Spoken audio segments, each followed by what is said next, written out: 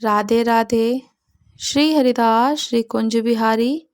कैसे हैं आप सभी लोग? आई होप कान्हा जी की कृपा से आप सभी लोग अच्छे होंगे, स्वस्थ होंगे। विजय एकादशी कब है? विजय एकादशी के व्रत का पारण समय क्या होगा? विजय एकादशी के व्रत की कथा और महत्वता क्या है? विजय एकादशी जो इस बार पड़ने वाली है 24 फरवरी 2025 की है। विजय एकादशी जो प्रारंभ हो जाएगी 23 फरवरी से हो जाएगी, किंतु हम जो विजय एकादशी का व्रत करेंगे 24 फरवरी से करेंगे, क्योंकि कोई भी जो व्रत हो, पुण्य कार्य हो, तो हम उदय तिथि के अनुसार करते हैं। तो 24 फरवरी को इस बार विजय एकादशी का व्रत रखा जाएगा। विजय एकादशी के महत्व। धर्मराज युधिष्ठिर बोले कि हे जनार्दन, आपने माघ के शुक्ल पक्ष की जया एकादशी का अत्यंत अत्यंत सुंदर वर्णन करते हुए सुनाया। अब आप फागुन मास के कृष्ण पक्ष की एकादशी का क्या नाम है तथा उसकी विधि क्या है, कृपया करके आप मुझे बताइए। तो श्री भगवान बोले कि हे राजन, फागुन मास के कृष्ण पक्ष की एकादशी का नाम विजय एकादशी है। इसके व्रत के प्रभाव से मनुष्य को विजय प्राप्त होती है। अब ये सब व्रतों से उत्तम व्रत भी है। विजय एकादशी के महात्म्य के श्रवण करने से, पाठ करने से समस्त पाप नाश को प्राप्त हो जाते हैं। भयंकर शत्रुओं से जब आप घिरे हुए हो और पराजय सामने खड़ी हो, तो उस विकट स्थिति में विजय नाम की एकादशी आपको विजय दिलाने की क्षमता रखती है। विजय एकादशी के व्रत की कथा। एक समय देवऋषि नारद जी ने जगत पिता ब्रह्मा जी से कहा, महाराज, आप मुझसे फागुन मास के कृष्ण पक्ष की एकादशी विधान का कहिए। तो ब्रह्मा जी कहने लगे कि हे नारद, विजय एकादशी का व्रत पुराने तथा नए पापों को नाश करने वाला है। इस विजय एकादशी की विधि मैंने आज तक किसी से भी नहीं कही है। ये समस्त मनुष्यों को विजय प्रदान करती है। त्रेता युग में मर्यादा पुरुषोत्तम श्री रामचंद्र जी ने, जो विष्णु जी के अवतार थे, जब उनको 14 वर्ष का वनवास हो गया, तब वे श्री लक्ष्मण जी और माता सीता जी के साथ पंचवटी में निवास करने लगे। वहां पर दुष्ट रावण ने जब सीता जी का हरण कर लिया, तब इस समाचार से श्री रामचंद्र जी, लक्ष्मण जी अत्यंत व्याकुल हुए और सीता जी की खोज में चल दिए। घूमते घूमते जब वे मरणासन जटायु के पास पहुँचे, तो जटायु उन्हें सीता जी का सारा वृत्तांत सुनाकर स्वर्गलोक को चला गया। कुछ आगे जाकर उनकी सुग्रीव से मित्रता हुई और बाली का वध किया। हनुमान जी ने लंका में जाकर सीता जी का पता लगाया और उनसे श्री रामचंद्र जी, सुग्रीव जी की मित्रता का वर्णन किया। वहां से लौटकर हनुमान जी ने भगवान राम जी के पास आकर सब समाचार बताया। श्री रामचंद्र जी ने वानर सेना सहित सुग्रीव की सम्मति और संपत्ति से लंका को प्रस्थान किया। जब श्री रामचंद्र जी समुद्र के किनारे पहुंचे, तब उन्होंने मगरमच्छ आदि से युक्त उस अगाध समुद्र को देखकर लक्ष्मण जी से कहा कि इस समुद्र को हम किस प्रकार से पार करेंगे। श्री लक्ष्मण जी ने कहा, हे पुराण पुरुषोत्तम, आप आदि पुरुष हैं, सब कुछ जानते हैं। यहाँ से आधा योजन दूर पर एक कुमारी द्वीप है, जहाँ वाक्दालभ्य नाम के मुनि रहते हैं। उन्होंने अनेक ब्राह्मण देखे हैं, अनेक ब्रह्म देखे हैं। आप उनके पास जाकर इसका उपाय पूछिए। लक्ष्मण जी के इस प्रकार के वचन सुनकर श्री रामचंद्र जी वाक्तालभ्य ऋषि जी के पास गए, उनको प्रणाम करके बैठ गए। मुनि ने भी उनको मनुष्य रूप धारण किए हुए पुराण पुरुषोत्तम समझकर उनसे पूछा कि हे राम, उनका आना कैसे हुआ, आपका आना कैसे हुआ? तो रामचंद्र जी कहने लगे कि हे ऋषि, मैं अपनी सेना के सहित यहाँ आया हूँ और राक्षसों को जीतने के लिए लंका जा रहा हूँ। आप कृपया करके समुद्र पार करने का कोई उपाय बताइए। मैं इसी कारण आपके पास आया हूँ। वाक्तालभ्य ऋषि बोले कि हे राम, फागुन मास के कृष्ण पक्ष की एकादशी का उत्तम व्रत करने से निश्चय ही आपकी विजय होगी। साथ ही आप समुद्र भी अवश्य पार कर लेंगे। इस व्रत की विधि यह है कि दशमी के दिन स्वर्ण, चांदी, तांबा, मिट्टी का एक घड़ा बनाएं। उस घड़े को जल से भरकर 5 पल्लव रख वेदिका पर स्थापित कीजिए। उस घड़े के नीचे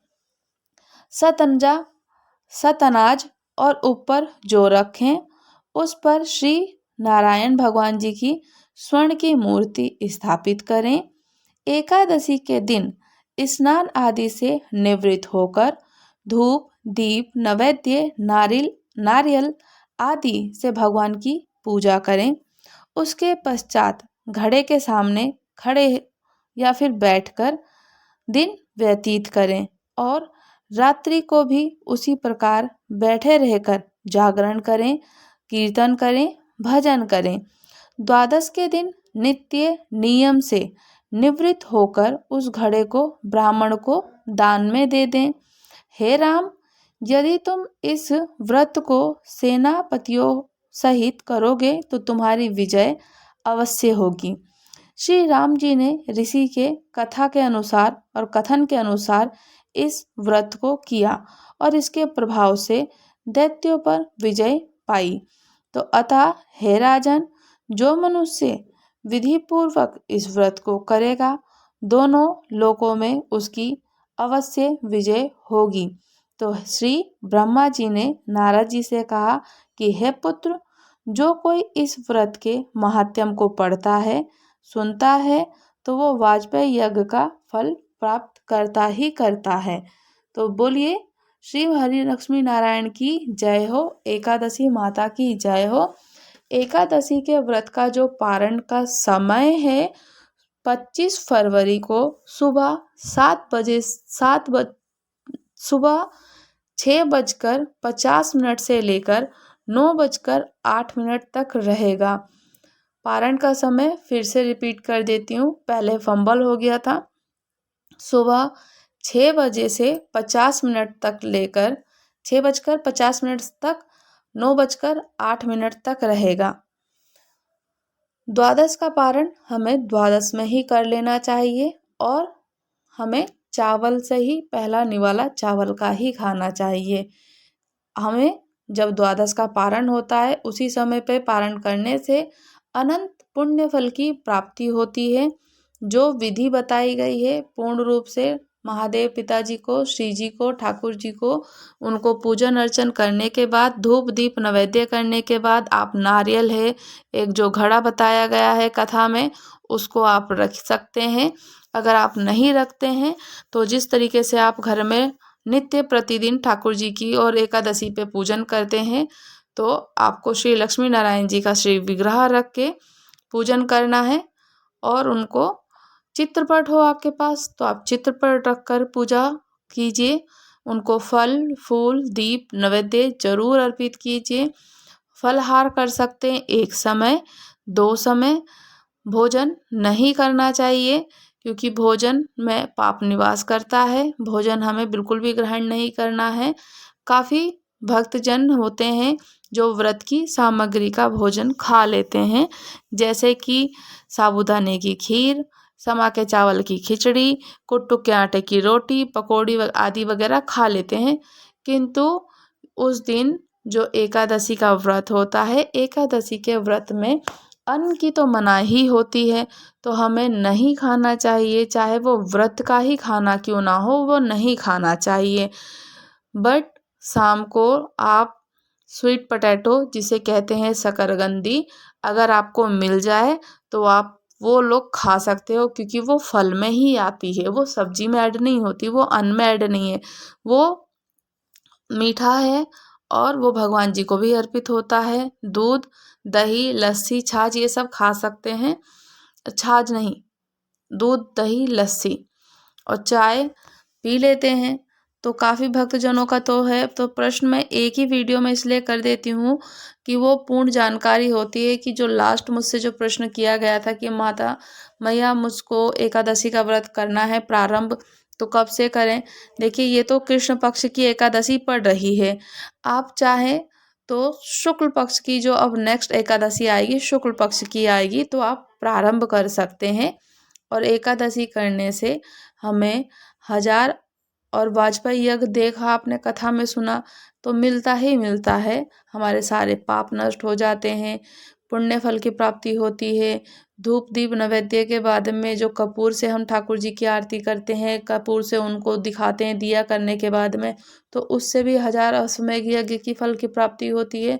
तो हमें ज़रूर करना चाहिए। अगर व्रत करने की सामर्थ्यता नहीं हो पाती किसी कारणवश, तो पूजन कर लीजिए, पाठ कर लीजिए, कथा को श्रवण कर लीजिए, उससे भी हमें मिलता ही मिलता है फल। तो बोलिए श्री हरि लक्ष्मी नारायण की जय हो, एकादशी माता की जय हो। तो आप लोग चैनल पर अगर नए हैं तो प्लीज़ चैनल को सब्सक्राइब कीजिएगा, और अगर आप लोगों ने अभी तक नहीं किया है तो प्लीज़ चैनल को सब्सक्राइब कर लीजिएगा। आपका कोई भी किसी भी प्रकार का कोई कमेंट हो भगवान जी से रिलेटेड, भगवान जी से रिलेटेड, भगवान जी के बारे में चर्चा करने की, ठाकुर जी की, महादेव पिताजी की, श्री जी की, तो आप लोग हमसे कमेंट कर सकते हैं। और अच्छा है कि और कोई डाउट हो तो आप लोग वो भी कर सकते हैं कमेंट, कि इस प्रकार की कोई भी आपकी हमसे जो वीडियोस में अपलोड करती हूँ कथाओं से रिलेटेड या कुछ भी, तो वो डाउट भी अगर लगे आपको तो आप मुझे कमेंट्स के थ्रू बताइएगा। मैं उस डाउट को भी क्लियर करने की पूरी कोशिश करूँगी। तो लाइक करेंगे, शेयर करेंगे, कमेंट करेंगे। राधे राधे, श्री हरिदास, श्री कुंज बिहारी। और आप लोग मुझे अच्छे अच्छे से पॉजिटिव से कमेंट करते हैं। बहुत बहुत तहे दिल से धन्यवाद कि आप लोग पॉजिटिव कमेंट कर रहे हैं, मुझसे पूछ रहे हैं कि हम लोगों को कोई व्रत करना है या कोई भी कार्य है तो कर सकते हैं। धन्यवाद। राधे राधे।